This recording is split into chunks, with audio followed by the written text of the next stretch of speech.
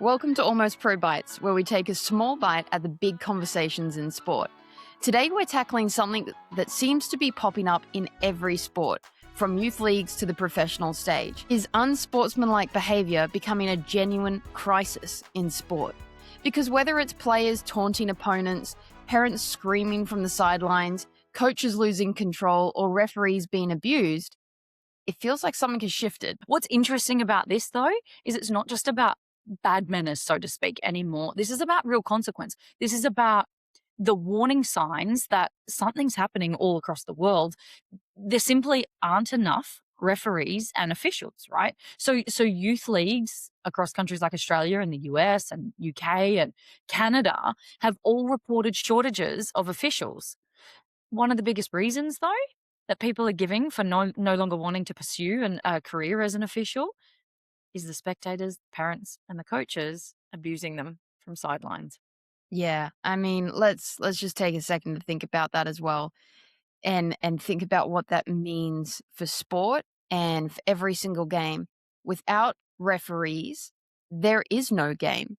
So if the people volunteering or getting paid extraordinarily little officiating youth sport are walking away because they're being yelled at every weekend, that's really not just an officiating problem at that point. That's a whole of sport problem. Yeah, yeah, and that's the reality, right? It's not code specific, it's not region specific, it's not even country specific. We've got a sport problem in the capital S context. So today we're asking, is unsportsmanlike behavior becoming one of the biggest threats to the future of sport? Yeah, let's start with the root causes, right? Like let's start with why this feels like it's getting worse. Mm, I personally don't think it's because people suddenly forgot how to be respectful. I think youth sport itself has been changing and it has mm, changed. For mm. years, for many families, sport was primarily about having fun, spending time with friends, and learning new skills. But today, for a growing number of athletes, it's more of a pathway, and it feels like a pathway when you show up. It might be maybe a scholarship pathway or a professional pathway or even a national team pathway.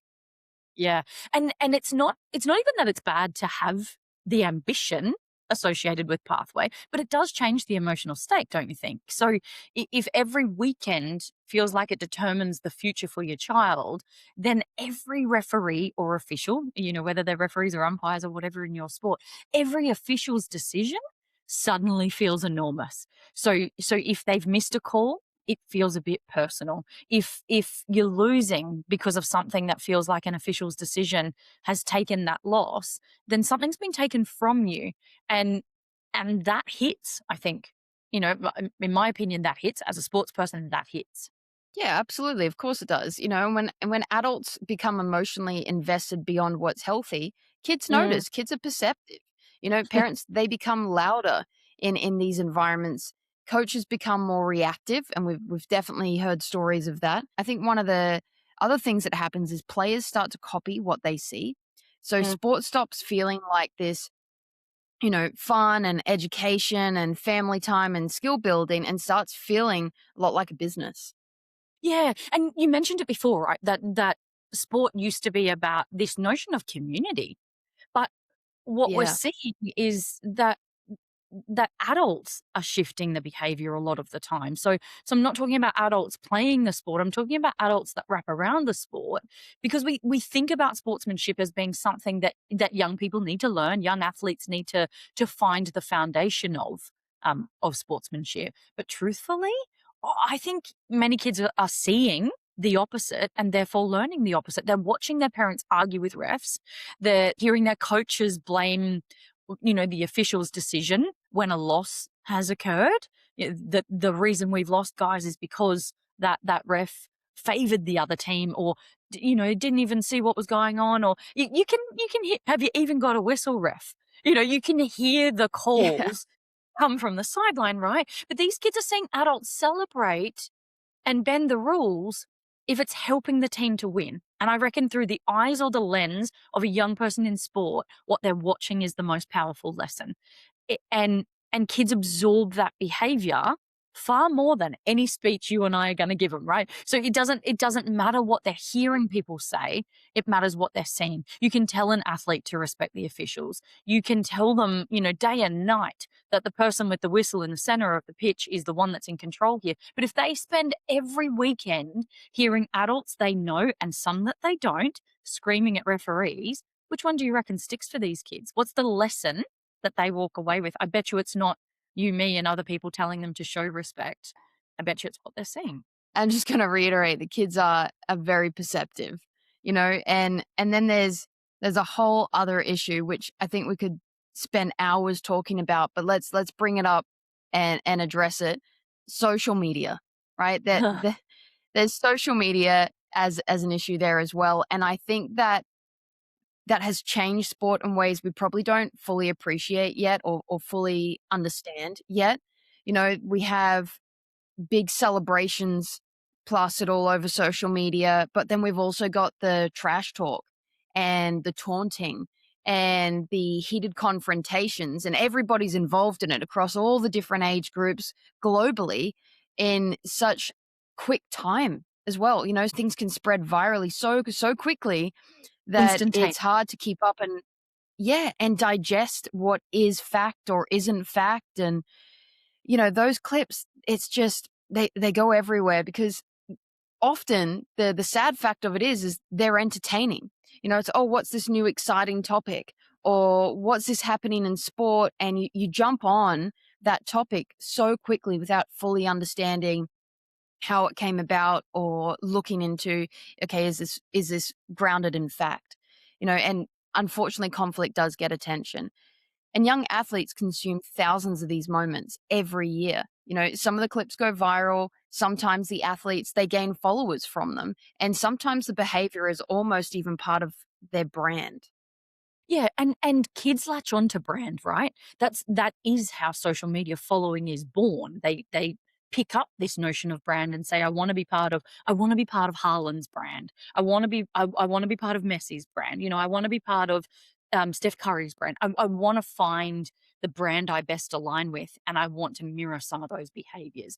And what we're talking about here, and we've had this conversation before around this notion of what is confidence in the way that an individual's athletic brand is portrayed versus what starts to simmer into disrespect. And we know sport has always had personalities. It's why we love it, right? We love the athlete that has a bit of swagger, and we love to track the athletes who are less predictable. I think we both would know that that is the lure of tennis, is it not? Is to see the way that those individual athletes will boil in a 4-hour match. What will we see of their personality? What becomes of them in those moments? You don't sit and watch 4 and 5 hours of a ball going back and forth over a net, not expecting to see some personality. But there is a Yeah. line where confidence turns into humiliation, where celebrating your success becomes trying to embarrass someone else. And what you and I are talking about is in this instance, celebrating the success of one team over another at the expense of the official who's standing in the middle. And I don't think social media always sees that distinction. Um, and it certainly doesn't reward that distinction. No, absolutely. And like let's then dive into what the consequences of all of this are as well, right? So Mm, what mm. happens when this type of culture, when it keeps growing? We've already mentioned one major consequence, officials leaving. Right? And we know replacing them isn't easy. Anybody that's worked in community sport and sport in general, even at the professional stages, knows that replacing officials and even volunteers officiating is not an easy task. Most referees, they start at the junior level. So if this Mhm. is what they're seeing, this can be really detrimental to the growth of referees in certain sports. If new officials quit after a season because every Saturday it involves abuse, the entire system will eventually fail. The entire system feels it. It is. It is, Laura. It is in so many different codes across the globe. And I know, like, even at a local sense, I know the true cost of this exact movement, right? The true cost of referees saying no more, parents saying, I'm not going to let my little person out there to be screamed at as an official. It's not happening anymore. I'm not doing it. Yeah. Exactly. Did you know as well? I think the current statistic is around 60%. So it's well over half, but over 60% of referees and officials are copying abuse every game. It's crazy. Crazy Right? numbers. It's so crazy, and I know we talk about this at the professional sports setting, and professional sport gets the attention in this space. I mean, you don't have to look far right now. We're watching the World Cup around the globe in in nations that don't even traditionally follow football. But we're watching the way the officials behave and we're commentating, are we not? But it's community sport where the future referees, coaches, players are developed, right? And if those environments become hostile, everyone loses. And I'm telling you now, it's happening. And the other major consequence of all of this is athlete burnout. And this again is a topic we've lightly touched on, but imagine growing up believing every game determines your future, right? Mm, Every mistake gets analyzed. mm, It changes the mindset because every mistake gets analyzed. Every referee decision becomes drama. There's more hanging on it. Every loss becomes this crisis. And that's just exhausting. That's an exhausting environment to be in and not something we want our juniors exposed to and not something that anybody should have to go through. 100%, 100%. I mean, what we do know is sport has traditionally taught resilience, and I think that's great. This notion of winning and losing, and sometimes you get play, and sometimes you don't get play. So it has traditionally taught resilience. But right now, culturally, we're seeing sport become associated with pressure and anxiety and constant judgment, and no one will withstand endless amounts of week on week like those feelings, the pressure, the anxiety, the judgment. No one can sustain that, let alone little people. So eventually what you see is kids will walk away. Adults will even walk away. We've seen it in high profile athletes who have eventually said, no more, I am done. But I can tell you firsthand, you can point to examples where the parent of a player is pushing and pushing and pushing for justice in their eyes from a decision that took place throughout a game, whether it was what they deemed to be an unjust penalty against their child, or it was unfair that the referee favored the other team, and they're pushing for what they think justice should be retrospectively, game finished. Do you know how much that kid focuses on their game time versus what their parents are feeding them? They don't remember the ball. They don't remember the fun they had kicking it around with their friends. They just remember the absolute peppering their parents continued to spray about the officials. And kids will walk away. They will stop loving sport. And it's got nothing to do with not enjoying, engaging in tennis or engaging in football or engaging in netball. It's because of everything that surrounds it. Yeah, absolutely. And I think even on that point, it's one of the many reasons that coaches across sporting codes, request even in training sessions for parents and spectators not to be on the field with the Yeah. player or on the court with the player and just give them that Right. little bit of room to breathe and take some of the pressure, even the unintended applied pressure that comes from being in that environment and just give them that space to breathe. You know, the other interesting point with this is we're seeing governing bodies respond. So let's even take the NFL. Over recent seasons, they've placed increasing emphasis on penalizing taunting. Like, not because celebrating is wrong, though, but because the league recognized that prolonged taunting often escalates confrontations and distracts from the game itself, which I thought was a really interesting move by the NFL and one that I personally support. Mm, and it's not exclusive to NFL, right? It's you're seeing it No. everywhere. Yeah. I found it really interesting, the yellow cards that have been dished out during the World Cup for the constant, getting in the face of the ref when players want a decision to go their way or they want to express their points. There's a number of referees who have just had enough, and up goes the card, right? So it's happening across different sports. I think leagues and sporting organizations, national sporting organizations, state sporting organizations are being forced to review their codes of conduct because it it is so widespread now. Youth competitions are needing to introduce stronger sideline behavior policies. Some associations have introduced like exclusion zones for spectators, and others have implemented parent education. I know, there are codes that are introducing identifiers for youth officials. So in codes where there'll be a bright armband on the arm of an official who's under 16, is it not sad that we need to point out that they're young, so try and be kind? No, no, they're trying to do a job, so try and be kind. Shouldn't matter how young they are, shouldn't matter how green they are in officiating. What if we just said they're the ones who have had the training and hold the whistle? And I know firsthand that that will lead to some decisions that are not good. Not every referee has VAR behind them and can get a second set of eyes to slow a game down and see it differently, rightly or wrongly, on the VAR front.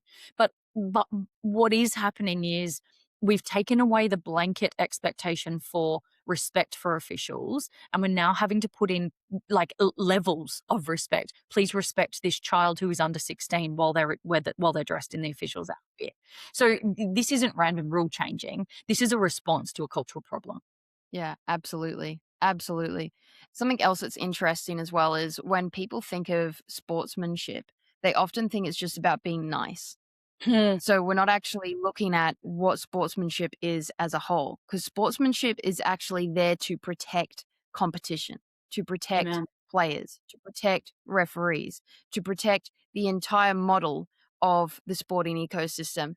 And without respect for opponents, the officials, the rules, and each other, competition itself becomes harder to sustain. And I think that's something very important to remember. Yeah, correct. Sportsmanship is so much bigger than just being nice. Yeah, yeah, yeah. It's not, respect isn't the opposite of competitiveness. It's exactly what allows Right. competition to exist, isn't it? Exactly. Exactly. So how do we fix it then? There's probably no single solution, but there's a few places we can absolutely start. For example, parents need clearer expectations. That would be really great to have those expectations outlined from youth sport all the way through to elite pathways. Many junior clubs already have codes of conduct as well, but I think the challenge is actually enforcing them, and which, like I said, making these guidelines very clear, easy to digest, so that everybody understands the expectations on game day. True, 100% true. The second thing I think is coaches though, Laura. Coaches play a huge role, and and you and I both know you can point to coaches that have influenced your path in life more than just your time on a court, a pitch, or whatever. So young athletes are known to mirror their coach's emotional responses. A calm coach will create calmer players. A reactive coach will create more inflammatory or reactive teams. So leadership by coaches matters. Absolutely. And I'm going to add a third one on here. Well, Officials deserve more support. I cannot say that enough. We need t-shirts made and people in the crowd to wear them, signs up. Officials deserve your support. Better monitoring, clear yeah. reporting system for abuse. I'm just going to give you a list. Do you think? Stronger Do you think they'll penalties. Do you think there'll come a time where, like, instead of holding up, like, Sam Kerr, can I have your boots or your shirt? They'll be, oi, ref, can I have your boots or your shirt? You know what? I hope we get there. I think we can, right? Like we have to be able to get there one day. Love Maybe it. we'll start it. Which next live game we're going to? I'm going to bring that sign. I can't wait. I can't wait. Folks, Laura is back in Australia in September. So just watch this space. I'll be holding her to bringing a sign to a game asking for an official shirt. It's going to be ready to go. And to finish my list here, I'm going to say stronger penalties when spectators cross the line. We are Yes. starting to see Yes. it Yes. in like in Hmm. some sports, but it would be great to see that across all sport. If we want referees to stay, like we said, we need them to be able to have the games, then they need to feel protected. Yeah, so real. So maybe all of us need to occasionally just ask one simple question. What are we actually trying to achieve through sport? Because if it's only winning, we'll probably justify any of our behaviors, won't we? But if sport is still about character and learning and friendship and community and resilience, then sportsmanship stops looking like softness and it becomes an essential. It's not negotiable. Absolutely, because one day, very few people remember the score of a junior game, but kids will remember how adults behaved, like we said. They'll remember whether competition brought out respect or hostility. Well, you would know. I remember. I remember moments of, adults I know being on sidelines of games that I've played, and I can't tell you how the game I actually played went, but I can tell you about the behavior. So sport has always been about more than the results. It's one of the few places where young people can learn discipline and teamwork and resilience and respect, like we were talking about before, all at the same time under one setting. And so protecting these things, these lessons, might actually be one of the most important jobs we have in sport. Couldn't agree more. I'm so glad we covered this topic today. I think that this is hopefully it can open up conversations in every house. How are we talking to our coaches and to our referees and amongst ourselves, even if it's just Saturday morning training or game day, whatever the situation. But that is it for today's episode. And we would love to hear what you think. Do you think unsportsmanlike behavior is becoming a bigger problem in sport? Or do you think every generation feels this way? Let us know your thoughts. We'd love to hear your perspective. Thanks for listening. Catch you next time.